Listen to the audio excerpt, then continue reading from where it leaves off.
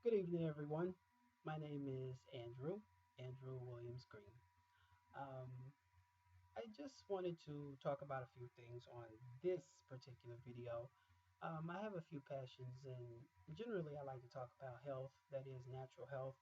And normally, when you think of natural health, you think about eating certain foods, organic foods, you think about herbs, and even sometimes you think about fitness. But one thing that at least what I've encountered, that I don't hear a lot of people consider when you talk about health or natural health, that is relationships. And before I continue this, I want to preface this statement with this: I am not a clinical psychologist. I am not a psychologist, doctor, etc. But rather, what I am is an experienced individual. I have worked in the juvenile system. I have worked with youth of all ages. And of course, I have my own experiences. You know, I've just met many different people and have had the opportunity to be able to help individuals along the way. So now that I've gotten that out of the way, back to what I was saying about health. A lot of times we don't think about natural health in the sense of healthy relationships because it is natural, as every one of us was created, to have a friend, companion, confidant, etc. And when we don't have that, sometimes it can cause our everyday living to be just a little bit, um, I don't want to say difficult, but I mean, on the lonely side. But what I really want to initially start from is talking about the stress of parents, particularly stressed parents in dealing with their teenagers. I have a love for teenagers, and with some people, they are considered to be just lost. But it's really not that they're lost. If I can say it like this, it's really those who don't understand them that are really lost. You just really have to understand or take the time to try and see why you are perceiving them to be lost. But with that being said, I want to back up just a little bit. When you talk about stressed parents, a lot of times there's just things going on in your everyday life. And I myself have been on the end or am on the end of parenting as well. But you have your own issues that you deal with. And for those of you who go to a regular job, you're dealing with stress on your job. Many times you're working, you're trying to make, as the saying goes, ends meet, and you don't have enough paycheck to last you throughout the week. You have bills that are going unanswered. You have phone calls as well that are going unanswered. And then you have to even be able to afford gas to get to work. You have to be able to afford food to be able to put in the refrigerator. And most importantly, a roof over their heads. So you have those different kinds of stresses going on. And if you don't have, first of all, the proper support system in what you can recall growing up to that is able to help you to get through those stresses, then you probably aren't going to be the best at being able to relieve that stress. And then I want to pause right here also and say that what I am saying is not in any way condemning anyone. Okay, that's not what I do. What I like to do is try to open people's understanding, give them an enlightenment, as I said, because one of my passions is natural health.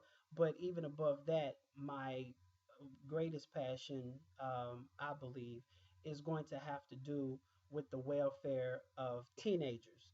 Okay. There are a few other passions that I have, but this one is pretty big and pretty high on my list.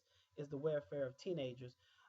But in dealing with a lot of them, I go back and I look at the parents and I see that the parents are dealing with their own situations. And as I said, if you don't have um, anything, a reference point to go back to when you find yourself in situations that are really hard and really difficult, then chances are you're going to also put that same stress that you're feeling offering to your children. I don't want to make this a very long video. I'm going to give you more information from day to day. But what I do want you to look at is your own stress factors in your life. I want you to look at what is causing your own stress.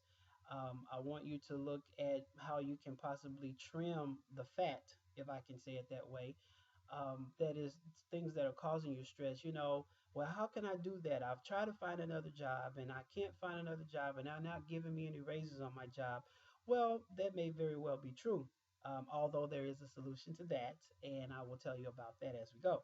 But just think about maybe some of the things that you do.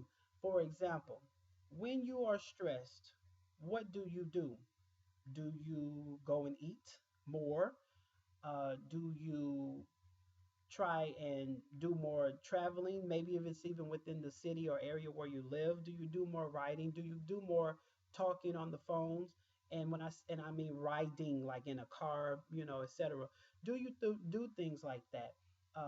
And those things that I've mentioned add to your stress if you don't do them properly. And what am I saying? You spend money. If you get stressed, you go and spend money. And then what happens? You have those same unanswered bills that are looking at you in the face that you cannot answer. You could not answer before, and you certainly can't answer them now because you've gone and you spent money. And that is a natural thing that we tend to do. Why? Because when we go and get things that we want, it makes us feel better. And I totally get that. I've done it myself. Many of us have done it. Although it makes us feel better, it does not last. And I know you can nod your head with me and agree to that. It does not last. It only adds to the current problem, because then you're wishing, if I had just not spent that additional $30, I could have gone ahead and at least made some kind of payment to them to be able to satisfy this bill and keep them off of my back. Or I could have taken that same $30 and put some food in the house. Even if it had lasted a couple of days or 3 days, at least that would have been 3 days more that we would not have had to worry about food. And there's even a way to handle that and being able to stretch out your money. And sometimes we're just not just spending it on what we don't need, but we're living too far beyond what we can actually afford. And those things itself is causing stress. Sometimes we have to really just scale it down a little bit in our minds, as well as in what we tangibly find ourselves handling. Sometimes it's the friends, parents that we have in our lives that are even adding more stress to us, because they come to us with their concerns and problems. And if you are a person like me, you're not going to just push them to the side. You're going to listen to what they're saying, because you're going to try to help them in some kind of way. You're going to try to find a way to relate and to help them. But you have to be careful, because sometimes you can take those same stresses that you hear and take them home with you, and you're laying down with them, and and you're unaware, and you end up spilling that stuff over into your household, and that's just not something that you want to do. But I want to digress once again and talk about the money aspect. Some people have really had it bad in the economy. Some people have not had it as bad as other people have had it in the economy. Then you look at other people and you wonder, how is it that you've done so well? I'm on this job, and I've been working. I'm making X number of dollars an hour, and they're not giving me a raise. And even sometimes when they gave you a raise, it still wasn't much by the time they got through taxing you. Then you have to drive back and forth to work, and so many different things that you have to do. All of these things are adding stress to your life. But there, again, as I said, is a solution. Now, what I'm about to say, I don't want you to just think that if that all of your troubles are just gonna poof automatically go away, because you may not get what the next person has gotten. You may not get what I have gotten. So I don't want you to assume. I'm just going to put that disclaimer in there. I don't want you to assume that everything is just going to just go away, because it really depends on you. It really depends on what you do. It depends on your perception. It depends on if you're open or not. We have a lot of stresses because we won't open up our minds to be able to receive anything differently, to receive anything new. And I understand the filters. Yes, I do, because I have them to a certain degree myself.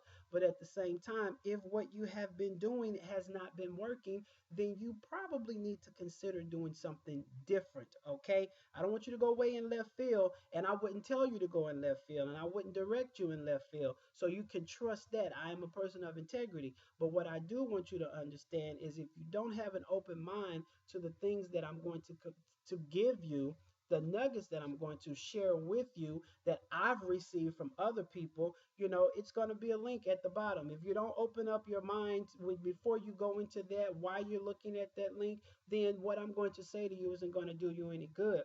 So I have to put that disclaimer in there. And for some people, you may see immediate results. For others, it may take a while. It depends on the individual. But I want to give you something to help you with your stress. Until next time, I want you to be blessed. I want you to breathe. I want you to take time. I want you to think before you act. And we're going to touch on that more when I come back. Until then, have a great evening or a good day or whatever time it is that you're looking.